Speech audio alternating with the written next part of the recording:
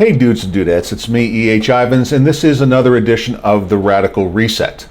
Pardon me, it's been about a week since the last time I put up an episode or I don't know what you call it, a podcast, and I've been busy. I'm getting ready with my other new YouTube channel, The Dad You Wish You Had, which is coming up very, very soon. But I decided to put up one today, even though we're not quite done with Dad You Wish You Had, pardon me, because I'm just sick of watching all the bad news. I'm sick of watching people whine. I'm sick of reading posts on Facebook and Instagram and Twitter. I'm sick of the whining and complaining, and I thought I'd spend a few minutes now just telling you why you should consider yourself the luckiest human being that ever walked the face of the earth, because you are. Look, here's the thing, dudes. We live in America, or if you're watching me in a foreign country, you're living in an industrialized foreign country, probably to some extent capitalistic, probably to some extent welfare state, probably with the same politics and bullshit that goes on here every day. And, you know, the whole world's become an echo chamber of hate. And if you aren't hating somebody over fucking politics, it's over religion. You know, I'm single, just as an, and by the way, I have no idea where I'm going with this podcast. I'm just going to riff and let my brain work, and we're just going to see where we're going. You know, okay, so back to what I was saying. I'm single. And I went on Tinder. I thought I'd try it out. And by the way, I didn't go on a single Tinder date because about 2 days into it, I decided this has to be the shallowest thing I've ever seen. But on the road to coming to that conclusion, I can't tell you how many profiles I saw saying, don't swipe right if you are a Trumpite, if you are a Democrat, if you are a leftist, if you are a rightist, if you are this, if you are that. It's enough to make you vomit. You know, look, I know we have problems. I know we all have different paths on how to solve these problems. But do we really have to make our lives a fucking misery? Do we have to sit here and worry about every goddamn problem? Do we have to think that the whole world is coming to an end? Let me share a little something with you. And for those of you that are religious, you may find what I'm about to say a little bit, or a lot, offensive, but I don't, you know, what the fuck? No guts, no glory. So here we go. The sun is 6 billion years old. According to every reasonable, you know, astrophysicist who knows what they're talking about, and I know that the religious are going to tell me that it's 5,000 years old. There's no accounting for stupid. If you want to be willfully stupid, if you want to place faith over reason, I love it, by the way, slightly digressing, when someone tells me I'm a person of faith. That means that you are a person that can accept total bullshit without a shred of evidence to support it, and that is not a claim to fame as far as I'm concerned. So listen, for the rest of us who are reasonable, the sun is 6 billion years old. The earth was not created 5,000 years ago.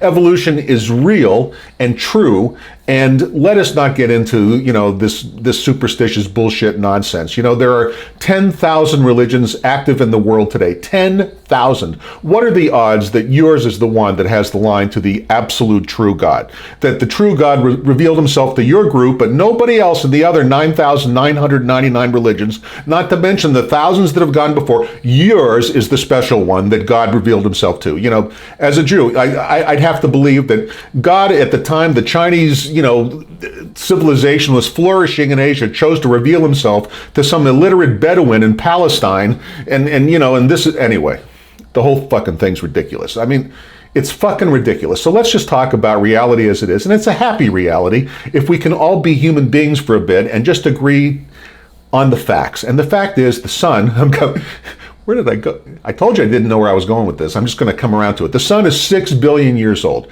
And according to astrophysics, it's not reached half of its shelf life. In other words, it's got at least another 6 billion years to go. Now, mankind, our species of mankind, because, you know, there were two other majors, the Neanderthals and the Cro-Magnons, that we wiped out one way or another. We're not quite sure how we wiped them out. I like the theory, by the way, that domesticated dogs did it, because I adore my dog, and I'm pretty sure she's my reason for survival, but I digress. Okay, so anyway, our species, okay, Homo sapiens, have been around on the planet, depending on who you talk to in one form or another, for about 250,000 years, 250,000. You might even go as far back as 400,000. You might even, if you're going to be a short timer, you could even say 100,000. Somewhere between 1 and 400. It depends on which pre-primate in the evolutionary chain was closest to Homo sapiens, and whether you agree they're part of our chain. But let's just say we've been on this face of the earth, pick your number, 100,000, 250, 400,000, and we have a 6 billion year old sun. So our entire evolution from basically half a gene, that's all we are, half a gene separated from a chimpanzee to who we are today, it took place in the last $250,000 years-ish, give or take, one way or the other. In this $6 billion, I don't know if that's a Freudian slip, 6 billion year chain of the life of our sun. That means, if you think about it logically, well, first of all, logically, we are not the culmination of evolution. If you believe that mankind is the ultimate expression of evolution, I don't know what to tell you, but evolution is an ongoing process. It's happening even as we speak. The stupid shit we inflict on ourselves is nothing more than another form of natural selection. So I can promise you one thing for sure. The species that is ruling this planet, that will see the actual end come, not the bullshit one in Revelation or some other religious bullshit text, but the real end, when the end really comes, and the sun supernovas, another 7 billion years or so out in the future, the species that witnesses it is not going to resemble us. Our species, our time on this planet, is not very long, and it will not be very long in historical terms before we wipe out. We might go out to the stars and spread around in the most optimistic sense, or we might wipe ourselves out in the most pessimistic sense. But really, all any of us have alive today is today. And we are all made up of stardust. Okay, I don't want to sound weird about this, but that's all we are. We are the same elements. You know, man is part of the natural order, because when you break down our bodies into what it's made up of the same shit that everything else is made of. From stardust we came, to stardust we're going to return. And we're going to end up being something completely different. There won't be a we anymore. It's going to be something completely different. But we're going to be dead, okay? Just like you can't remember before you were born, you're not going to have any awareness of the supernova of the sun when it flames out 7 billion years from now. So let us now just deal with the present and understand a couple of simple things. Number one, if you're living in an industrialized country like the United States, you don't have to worry about dying of dysentery like the rest of the world, because you're drinking water. Now, you may not want to, you might be drinking bottled water because you're some woke fucker who, is afraid that moving water out of a tap is going to poison you. But the truth of the matter is, you can drink. When I was a kid, we drank out of garden hoses. The water out of the tap is safe. You're not going to get dysentery. It might not taste the way you want it to, and blah, blah, blah, and it might have some dissolved particulates, 300 parts per billion or some bullshit. But the bottom line is, it's not going to shorten your life, And please, don't comment below and tell me how wrong I am about water, Go fuck yourself. Easy. We are tougher. We're not made of papier-mâché, We're not going to melt every time we get dirty or we ingest the germ or we do something that isn't absolutely healthy. We live in a wonderful time. You want to know what a great country we live in, what a great time we live in, how great life is? I want you to go to your grocery store and go to the beer section and take a look at all the beers that are available to you to buy. There are thousands of kinds of beers. And that is a manifestation of the free market providing you choices that no other human being in the history of mankind has ever had. In fact, no other human being on the planet outside of the few countries that practice free market capitalism are able to live the life that we live today, or able to have the choices that we live today. Can walk into a grocery store and be confused whether they want this IPA or that lager or that, I don't know. I don't drink beer, to be perfectly honest. I smoke pot. And let me tell you how great our country is. When I go into my dispensary, there's so many varieties of pot and ways to smoke it now. There's more every day, which is the free market at work providing for us the phenomenal lifestyle and quality of life that we all enjoy every single day. And we need to not get bogged down in the fucking cesspool of politics. Politics are the diarrhea of our culture, and the people that practice it are covered with shit from head to toe. And the rest of us normal people are out here living a great life. I mean, I live in Phoenix, Arizona, okay? I have a 1.5 hour drive tops to mountains. So if I don't really feel like being in the high desert, I can go up to the pines. And I can do that at will. I don't have to ask anyone's fucking permission. And my dog and I can go camping out in beautiful woods and enjoy nature and not have to worry about the attack of, whatever fucking rebel group might be hiding in the trees trying to overthrow our government, because we haven't gotten that stupid. Thank God. We're stupid, but we're not that stupid. We live in a stable, wonderful country. And you can can bitch about healthcare all you want, but all I know is if I get sick, I want to be right here in the United States. I'm not moving to fucking any country with socialized healthcare if I get really fucking sick. What a gift that we have so many choices available to us.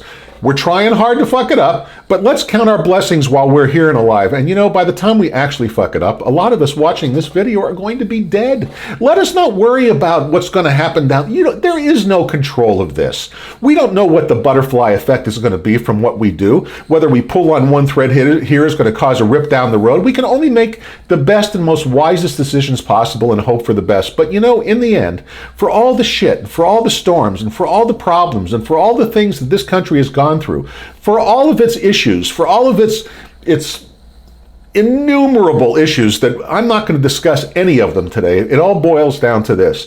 Life is pretty fucking good. Your health is shit. Our shitty healthcare is better than the healthcare of 99.99% of the fucking world. Let's be honest about it. Even if you're going to your local welfare hospital and you're not covered by any insurance at all, and why you would be doing that, I don't know, because of the subsidies of Obamacare, whether you agree with it or not, but I digress. Told you not going to talk about that shit. But the bottom line is this: even if you're getting shitty healthcare, it's better than the best healthcare anywhere in the African continent, let's just say, for one example, or anywhere in the South American continent, let's say another example. I mean, or anywhere in the Central American continent, another example. I mean, there are billions of people that don't have the access to what you have access to the life you have access to the choices you have access to the freedom you have access to. And if we don't fuck it up, you know, we can yell at each other and scream at each other and call us, you know, you're stupid, you're this, you're that, you know, but the fact of the matter is, if we don't fuck this up, this great experiment, this American experiment, this melting pot of cultures and ideas and religions and everything else, you know, we need to preserve our freedoms and not worry about all the other fucking side noise, you know? You know, the great evil, the thing that bogs us all down is government and politics. Imagine just for a moment, just take a moment out of your day and close your eyes and think to yourself, what would life be like if there was no government and no politics? Now, look, I'm not advocating anarchy. That's not what this is. This isn't going to... Anarchy is craziness. There are bad people out there. There has to be a certain amount of control, you know, in life. But we have taken this way, way beyond. I was watching just a few minutes ago, and again, I'm not going to comment on the quality or the truth of the claim, but I was watching Joe Biden. I was watching Hulu, actually. I was watching this great new show that's on Hulu called Woke, which, by the way, if you haven't seen it, is terrific. And I'm watching Woke, and an ad comes on for Joe Biden, just randomly was inserted by Hulu, I guess, because I have the El Cheapo Hulu, where I spend $6 a month, and I agree to watch a few ads, because after I spent time in prison, I got so used to watching commercials, I started to like most of them better than the show, so I don't mind watching a few ads on Hulu. So anyway, the Joe Biden comes out and he says, look, I'm here for you if you get sick. I'm here for you if you get this. I'm here for you if, you know, the idea is that he's going to be much more paternalistic. Is that really what we want or need? Or is what makes America great? Okay, and Trump does the same fucking thing. I'm going to bring back the factories and it's going to be greater than it ever was and all that. It's all bullshit. This is the diarrhea of our culture. This is the shit of our culture. And we've got to be careful not to start picking our friends and our relationships and our associations by some political point of view, because that can change. You know, time goes on and perspective changes, and today's liberal is tomorrow's conservative, and today's conservative is tomorrow's liberal, and it's all a great mishmash of ideas, and from it all comes, through the magical workings of our culture, if we don't fuck it up, comes great solutions in the end, because in the end our hearts are in the right place. We as Americans and we as members of the Western culture, let's just say, whether you're watching this in Europe or you're watching this in the United States or in the free parts of Asia, we all agree on one thing. You know, human beings are important and we want life to get better for all of us. The only question is, how do we get there? And is it worth fucking slaughtering each other over how do we get there? Seriously? Are we going to get bogged down in all the fucking details? I mean, look, I'm a Jewish guy, right? Okay, and my people have been slaughtered for centuries needlessly. I say needlessly because A, we had nothing to do with the killing of Christ, not a fucking thing, and that was inserted by Paul. By the way, for those of you who think we're Christ killers and have read Matthew 27 and we bring the curse of God upon us and the blood curse on our children, all that, that was inserted by Paul because Christianity was dying, and when he took over the program, he realized he was going to have to take it to the pagans because the Jews rejected it. But that led to a problem, and the problem was, of course, that if the very people that Jesus supposedly came from rejected him as being, by the way, a fantasy, the Jews at the time didn't even think he ever lived, Paul had to come up with some way to reconcile the rejection by his own people if he was going to take it out to the pagans. And how he reconciled it was by inserting this shit into the Gospel of Matthew, okay, about the Jews being responsible for Christ's death, which then the Catholic Church taught until 1964. And it is no coincidence that every fucking fascist country, Austria, Germany, Italy, Spain, Argentina, we're all Catholic countries. That's not a fucking surprise. Hitler was a Catholic, Mussolini was a Catholic, Franco was a Catholic, Perón was a Catholic. They were all fucking Catholics, taught by the Catholic Church, and this is the shit we do to each other. We're so worried about who has the best invisible friend that we make everybody else's life a fucking misery. How much better would life be without fucking religion? I mean, really, honestly. I mean, what are the odds that yours is the right one out of the 10,000 that are operating today? Seriously, that God revealed himself to you, and everyone else burns. I mean, come on, get a grip on fucking reality. So anyway, here we are living in this great country if we don't fuck it up. And that was the idea, by the way, when I came up with Antipolitism. Because if we had government between reasonable people who didn't get caught up in the cesspool, in the septic tank, in the filth, it's like, did any of you ever watch The Shawshank Redemption? It's one of my favorite movies. Andy crawls, like 100 yards through filth and shit and all kinds of crap to come out and clean on the other side, which was the metaphor of the fucking movie. Well, I'm telling you, we're getting stuck in the tunnel. We're not allowing ourselves to break out and get clean. And the way to break out and get clean is to put all this political sludge and shit and filth behind us and allow ourselves to share in the glory and abundance that is this wonderful country that we live in.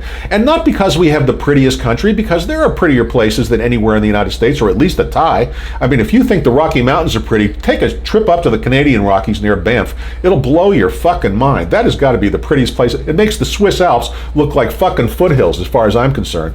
And Niagara Falls is beautiful, but Victoria Falls is just as beautiful. And the Grand Canyon is amazing, but they're amazing, go to Russia and see Lake Baikal. I mean, there are just a lot of amazing things all over the world. There are things that are fantastic everywhere. It's not the dirt that makes America special. It's not the place that makes America special. It's not anything that has to do with what grows here or is here or if it's physically here. It's the people that make America great, and the fundamental belief in liberty that has led to the free markets that have provided for us such phenomenal choices that we can walk into the beer section of a grocery store and have 500 choices on any given day. What a fucking treat that is. I mean, I'm sitting here. I like to get my groceries on Amazon Fresh because I hate schlepping through the grocery store. I am just not a shopper. I like to buy, right? So I'm on Amazon Fresh this morning going through, and I'm trying to find a loaf of bread. I have 100 choices of loaves of bread. What a country. What a great place we live in. There are places in the world right now where they're starving and can't get any fucking bread.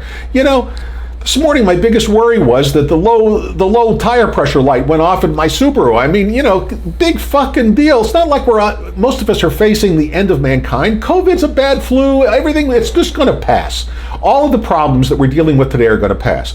And how are you going to feel the day after the election, November 3rd? How are you going to feel November the 4th? Just like you do today. Someone's going to win and someone's going to lose. And in the great big scheme of things, in the 6 billion years up to this point that the sun's been around, in the next 6 or 7 billion years to come in the future, when we're going to evolve out of existence in our present form, all the shit that we're fighting about now is going to seem stupid. And when people go back to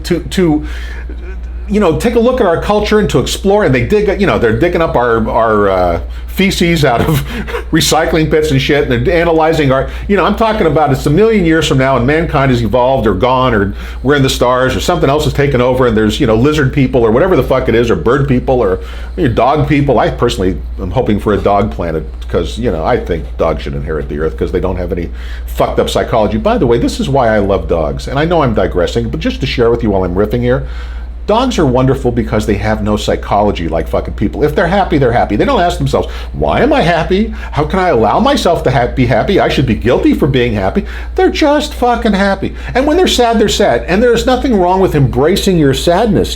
Fighting off sad, oh, I don't cry. I'm going to hold it back. Why? Why? These are human emotions. Wrap yourselves in them. Dogs do. Live your life like a dog. That is my best advice to all of you. Live your life like a dog. If you're happy, you're happy. If you're sad, you're sad. If you're horny, you're horny. If you're hungry, you're hungry. And if you need to take a shit, you need to take a shit. And you don't sit there and fucking agonize over everything you do and look for some hidden fucking meaning. And why do the brown dogs not like the white dogs who don't like the gray dogs? Dogs all love each other. You know, I go to this morning group. It's called the Los Olivos Dog Park Group. You can look it up on Facebook. We have 33 members. We meet at the park every morning.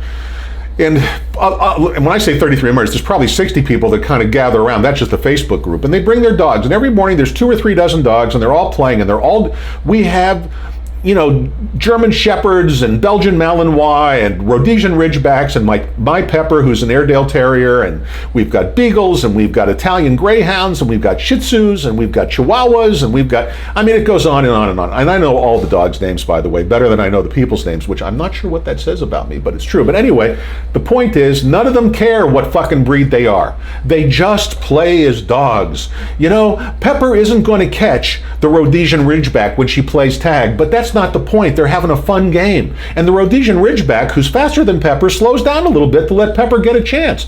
And the Doberman, Jeter, who I think is just adorable, you know, he just runs in the middle and rolls around while Brady, the Labrador Retriever, tumbles through the group. I mean, and the point of the matter is these are all different dogs. And they all have different abilities. Some are smarter and some are dumber and some are sillier and some are more serious and some are, you know, this and some are that. Some are big, some are small, some are fat, some are thin.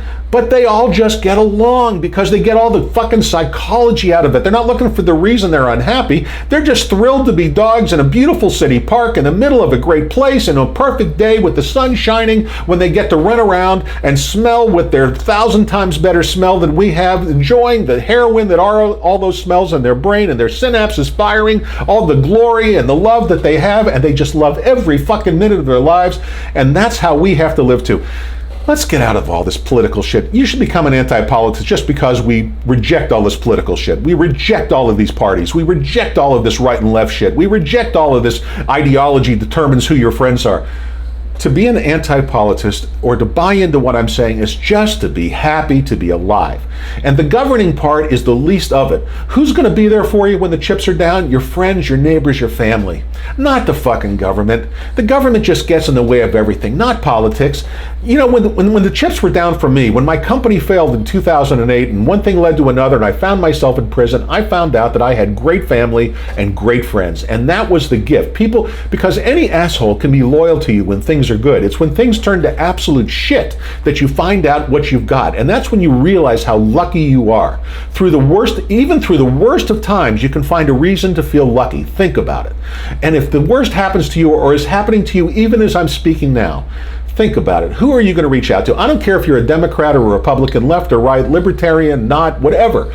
Who do you really count on when things turn to shit? When you're at the side of the road and your car is broken down and things have turned to shit, are you calling for Joe Biden or are you calling for friends or family? You know, when things are really bad, and we are all lucky because we live in a country so great, there are no external forces dividing our families but those that we put upon ourselves. You know, we don't have guerrilla wars or tribal nonsense or all this kind of shit. We just can revel in ourselves and our communities. We're human beings. We like to associate with each other. We like to get together. We like to have fun. And if sometimes the fun is a little of this and a little of that, and you don't approve of this one's fun, the great part of living in a free country is you don't have to do it. If you don't like what's on TV, turn it the fuck off. Change the channel. Go do something else. We live in a country full of so many choices provided us by our liberty and our freedom that we are the luckiest people, not just on earth today, but in history. We live better today than we've ever lived before. Just think about how, I don't care if you're just the average middle class person just scraping along. The fact that you have a roof over your head and food in your stomach and you know you're going to have it 3 meals a day and you're driving a late model car and you're watching a big screen TV and you have toys in your house and you have hobbies you can play with and you're working 40 hours a week and you know 7 times 24 is a lot more than 40. It's 164 I think off the top of my head. So you have lots of leisure time unless you're sleeping all the fucking time off and you have many choices and it's all a product of liberty and freedom and the freedom to do what you want. And the only thing that we all need to agree on is freedom and liberty, and everything else doesn't matter. And I think we do all agree on that. Let us all agree, whether you're a socialist on the left or whether you're a libertarian on the right, let us agree that we all agree that liberty is a good thing, and anything that gets in the way of liberty and freedom and choice is a bad thing. And that's all we really need to know. And that's why we need to all become anti-politists. And that's why we need to be happy and just to thank our lucky stars for who we are. That was probably the most rambling podcast you're ever going to see anywhere, because I completely winged it. I just got, I don't know about you, I just get overwhelmed by the social media and the regular media and he did this and she did that and this is this and this is that. You know what? A plague on all of them. All of those pieces of human excrement that are out there trying to divide us by ideology. Fuck them all. Become an anti-politist and join me. Do me a favor. Download the Manifesto of Antipolitism. Take a read, see how the system works. You're going to see it's government by selection, not election. It's government by regular people, not political parties. It takes all the money and all the power seeking out of government, and you're left with reasonability and reasonable people. Not that everything would go perfect in an anti-politist world, and not that everything would go right in an anti-politist world, but we wouldn't hate each other over some fucking ideology that we've signed on to that most of us don't really even understand what we're signing on to. I mean, really? Do those of you on the right have you really read Adam Smith? Have you? Do you even know who Adam Smith is? Have you read Friedrich Hayek? Have you read Ludwig von Mises? Really, truly? And those of you on the left espousing socialism, have you read Karl Marx and Engels? Come on, be honest with me. Have you really read the Communist Manifesto? Have you really gone through it? Have you really studied it? Be honest. But we take these positions based on ignorance. People reason from ignorance. This is going to sound like a weird digression, but it's not. UFOs, okay, unidentified flying objects. How many of you listening to me today, when I say UFOs, go to aliens in your mind? You go, these UFOs are aliens. Well, the first word, the U in UFO stands for unidentified. From that point forward, you have to say you don't know what the fuck they are. We don't know. But because we're human beings, and there's something in and there's lots of sociological and psychological studies that have been done on this, we reason from ignorance. We go from unidentified to it must be aliens. What a fucking leap of logic. Well, we do that in everything in our lives. We see everything, through a prism that goes from ignorance. Come on, those of you who are on the left, you don't really understand socialism. And come on, those of you on the right, very few of you really understand free market capitalism and what are the goods and the bads and the pros and the cons. You don't really know. You just take a position based on what you think you know, which is reasoning from ignorance. And this is dividing us. Let us be unified on one point. Freedom and liberty, which are two words for the same thing, okay? Freedom and liberty, that's what it's all about. That's all that we should care for. And the rest of it is, how do we get there? And that way is anti-politism. Like I said, pick up the manifesto, join me in the process. Okay, please click on subscribe if you're still hanging in after all this rambling. Click on the notification bell if you will. Join us in the anti-political movement. Go to antipolitism.org. Let me know what you're feeling. Let's change our country and let's become a bunch of happy people. Let's make this a happy movement. Let's move away from all this sourness and this one's evil and this one's bad. You know what they are? A lot of them are just clouded by power seekers. Let's just rise up out of the diarrhea-filled muck drain pipe that we've crawled our 100 yards through. Now let's pretend we've come out the other side in the stream and we've torn open our shirts and it's raining down upon us and we're all clean now like Andy in the Shawshank Redemption to enjoy and love our lives and live it as we choose as free people. And that's all I have to say today. Thank you for joining me. And until next time, and who only knows what I'll say next time, but until then, thanks for joining me. This is E.H. Ivan signing off.